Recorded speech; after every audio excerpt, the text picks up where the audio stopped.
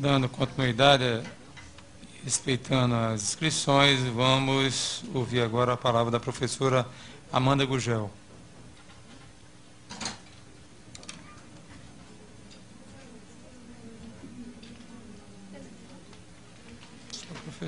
Bom dia a todas e todos.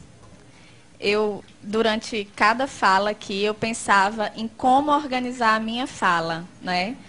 Porque, assim, são tantas questões a serem colocadas e tantas angústias, né, do dia a dia, de quem está em sala de aula, de quem está em escola, e eu queria, pelo menos, conseguir sintetizar minimamente essas angústias.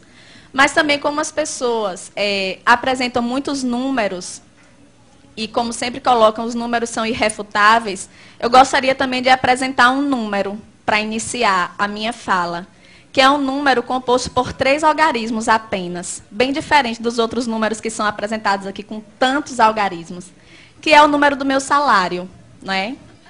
Um 9, um 3 e um 0. Meu salário base, R$930. E aí eu gostaria de fazer uma pergunta a todas e todos que estão aqui, sim, em nível superior, com especialização. Se vocês conseguiriam, mas também respondam só se não ficarem constrangidos, obviamente. Se vocês conseguiriam sobreviver ou manter o padrão de vida que vocês mantêm com este salário? Não conseguiriam. Certamente, esse salário ele não é suficiente para pagar nem a indumentária, né, que os senhores e as senhoras utilizam para poder frequentar esta casa aqui. Não é? Então, assim, a minha fala não poderia partir de um ponto diferente desse, porque só quem está em sala de aula, só quem está pegando 3 ônibus por dia para poder chegar ao seu local de trabalho, um ônibus precário, inclusive, é que pode falar com propriedade sobre isso.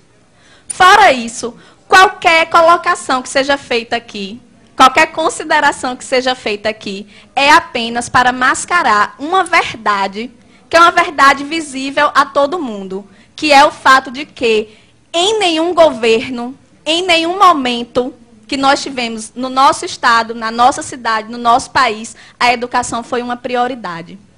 Em nenhum momento. Certo?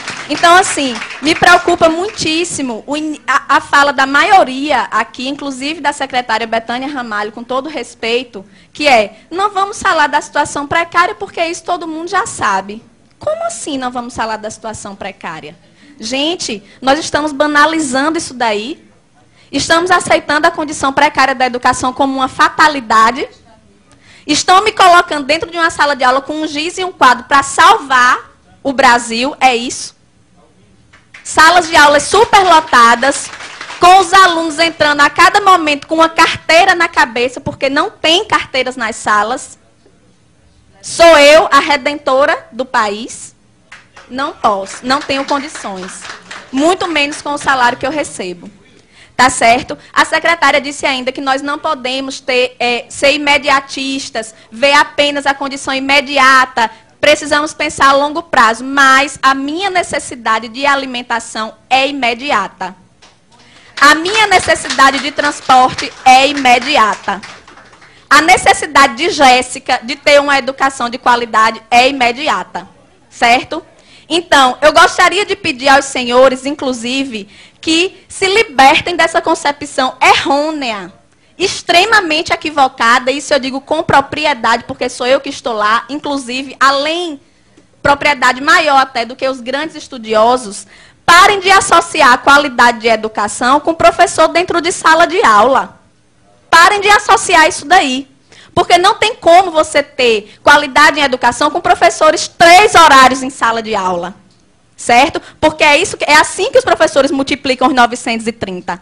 930 de manhã, 930 à tarde, 930 à noite, para poder sobreviver. Não é para andar com bolsa de marca, nem para usar perfume francês. Certo? É para ter condição de pagar a alimentação dos seus filhos.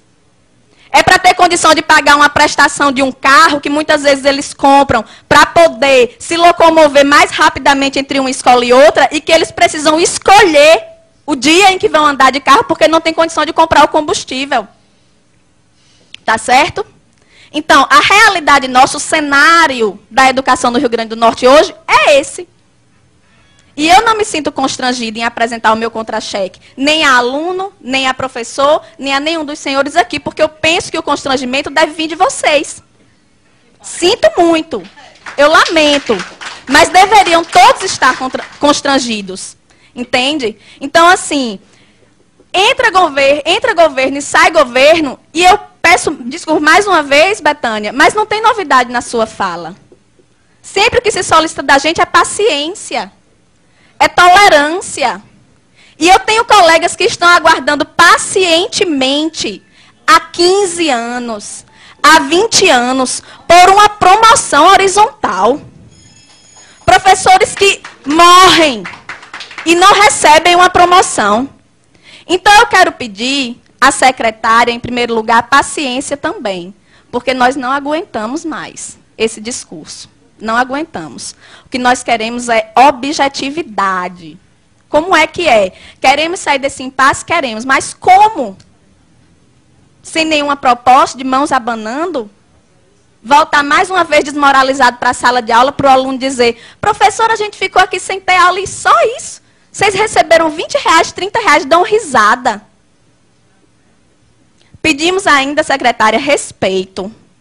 Para que a senhora não vá mais à mídia dizer assim, pedimos flexibilidade, como se nós fôssemos os responsáveis pelo caos, que na verdade só se apresenta para a sociedade quando nós estamos em greve, mas que está lá todos os dias, dentro da sala de aula, dentro da escola, em todos os lugares. Certo? Então, respeito.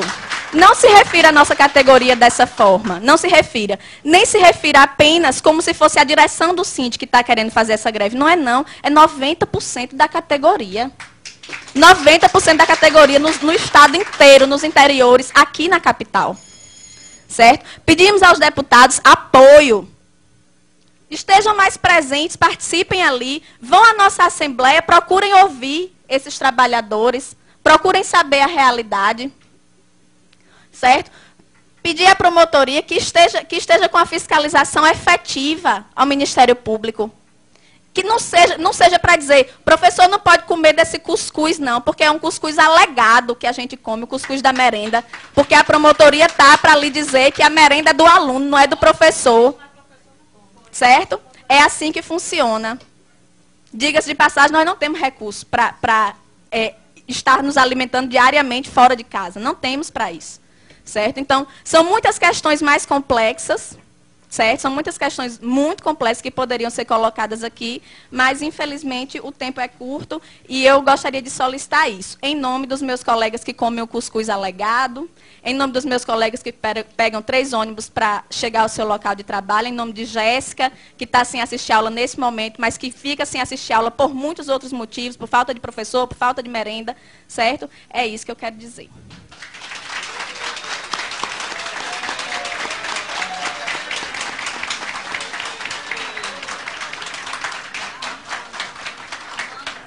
Parabéns à professora Amanda Gurgel.